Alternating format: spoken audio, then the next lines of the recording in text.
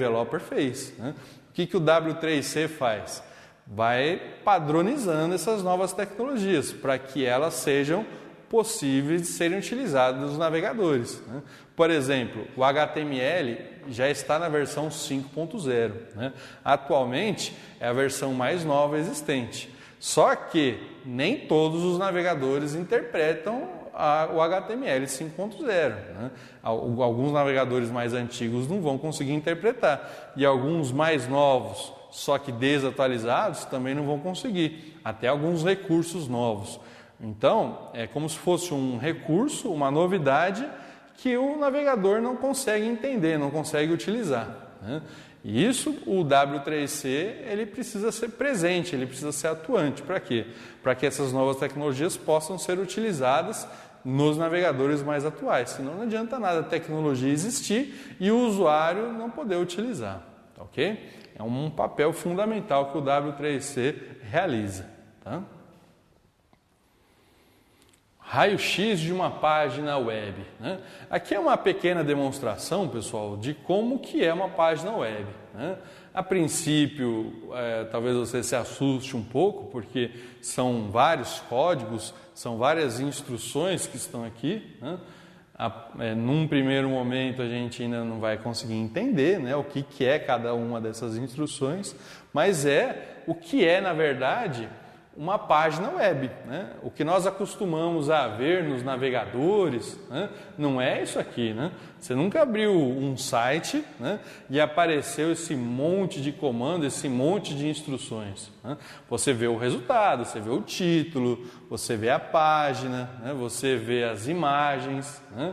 Agora, se você olhar no bastidor da página web, né, o que tem por trás da página web, você vai encontrar isso, né? E o que é isso? É o HTML, que nós vamos começar a estudar, vocês já estão estudando ao longo da plataforma, e outras linguagens em conjunto com HTML, né? Aqui no meio tem, por exemplo, JavaScript, DHTML, VBScript, ASP, PHP, CodeFusion, acesso a CGIs, applets Java, controles ActiveX, componentes, né? Então, tem muita gente, né, que hoje se forma na universidade, se forma num curso de ciências de computação e se vê obrigado a estar estudando ainda, fazendo outros cursos, né? Um exemplo disso, né? Esses applets Java, né?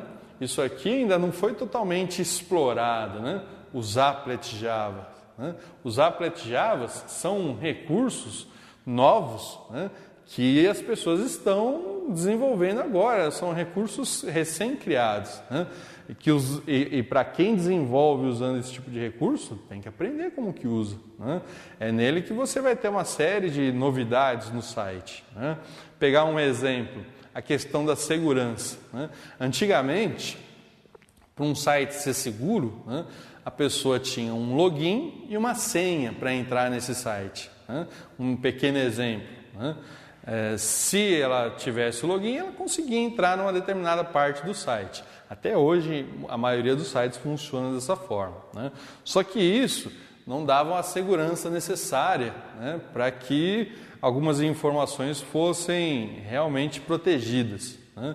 Hoje, com o avanço das tecnologias, o que foi inventado, né, através dessas novas linguagens, né?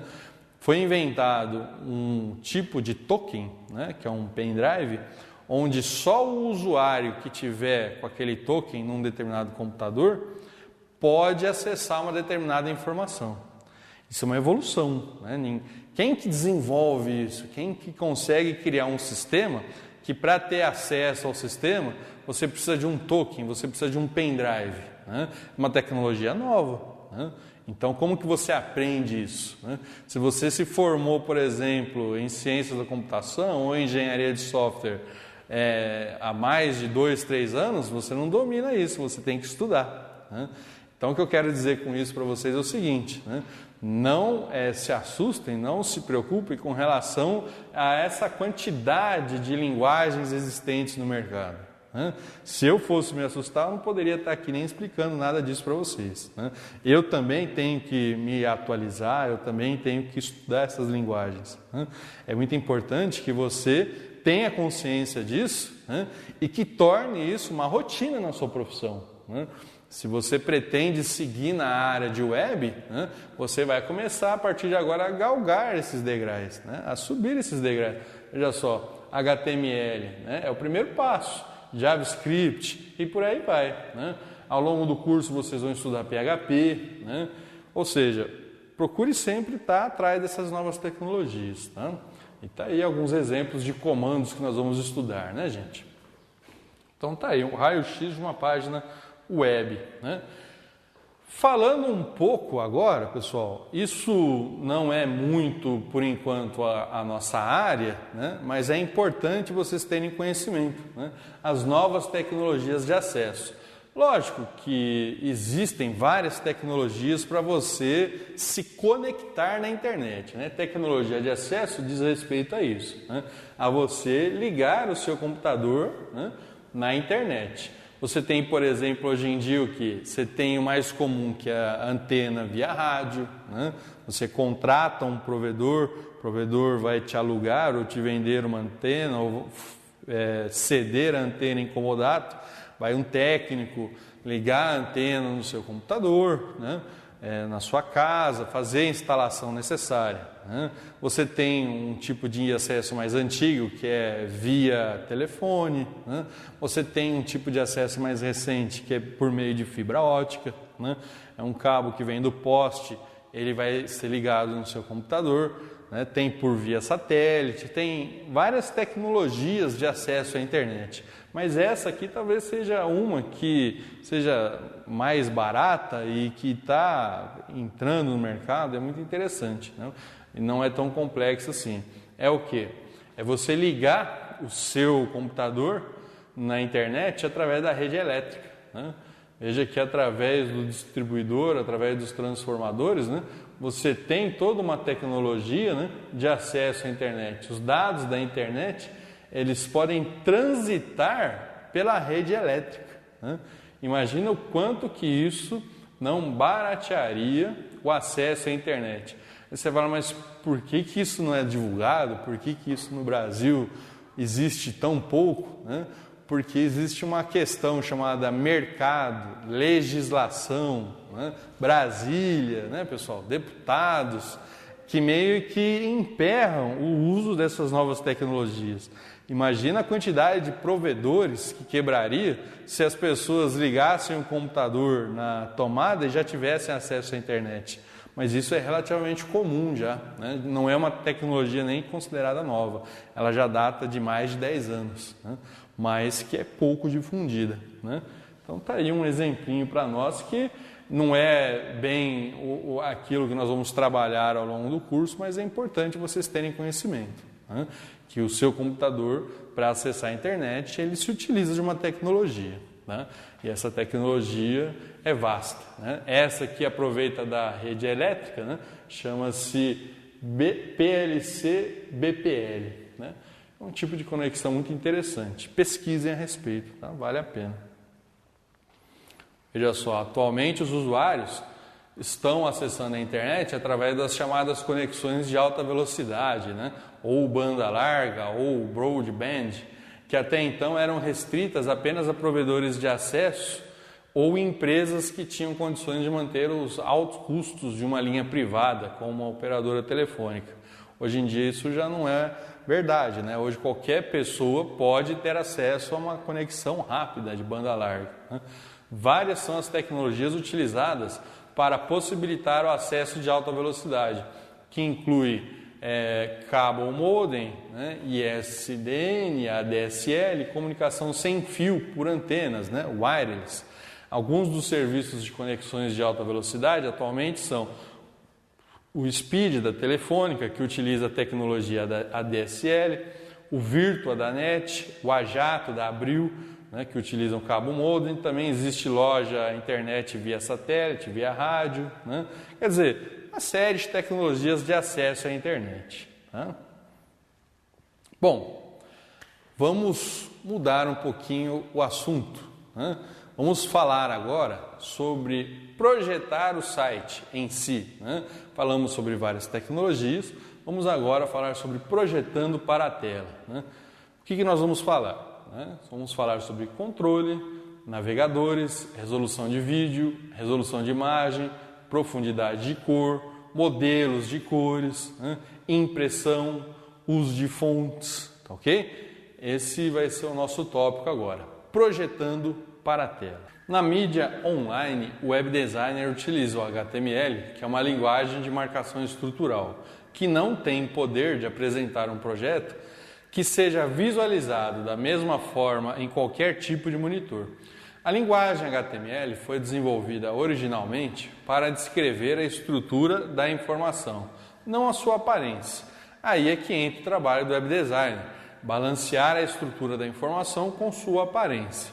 Ou seja, a princípio o HTML ele é desenvolvido apenas para você organizar as informações. Ele não é uma linguagem própria para criar uma apresentação igual você tem em panfletos, em revistas, né? Não é uma linguagem muito adequada para você ter um designer poderoso. Aí nós vamos estudar posteriormente uma outra linguagem chamada CSS. Tá? CSS é a parte do web designer que cuida do visual, né? da melhoria da apresentação do seu site. Tá? No nosso curso, já nessa disciplina, nós vamos estudar sobre CSS. Ok? Navegadores. O programa de navegação ou browser é o software que interpreta o código HTML. A linguagem HTML foi criada com dois objetivos: ser universalmente aceita e constituir uma linguagem multiplataforma padrão para a apresentação de texto, imagem e outros elementos na internet.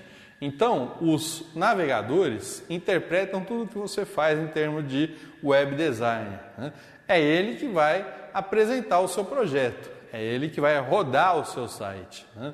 Então, é muito importante que você visualize o seu resultado no navegador.